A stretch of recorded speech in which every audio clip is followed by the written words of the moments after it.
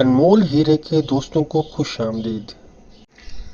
اگر ابھی تک آپ نے ہمارا چینل سبسکرائب نہیں کیا تو سبسکرائب کر لیں اور بیل آئیکن پر کلک کر دیں تاکہ آپ کو نئی آنے والی ویڈیو وقت پر ملتی رہیں۔ شکریہ۔ جنوں میں واس۔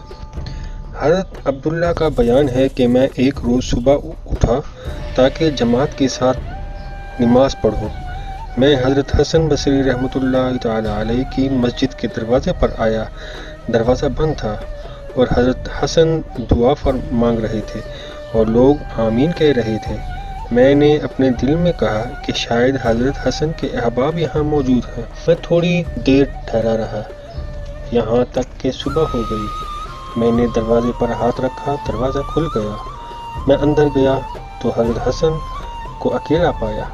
میں حیرت میں رہا اور جب میں نماز سے فارغ ہوا تو وہ قصہ ان سے بیان کیا اور میں نے کہا خدا کے واسطے مجھے اس حال سے خبردار کیجیے کہ آمین کہنے والے کون تھے۔ آپ نے فرمایا کسی سے مت کہنا۔ میں نے ہر جمعے کی رات جنوں میں واز کہنے کے لیے مقرر کر رکھی ہے۔ وہ ہر جمعے کی رات کو یہاں آتے ہیں اور میں ان کے سامنے واز کرتا ہوں اور پھر دعا مانگتا ہوں اور وہ آمین کہتے ہیں۔ سبق: اللہ والوں کی بہت بڑی شان ہے، یہاں تک کہ جن بھی ان کے غلام ہوتے ہیں۔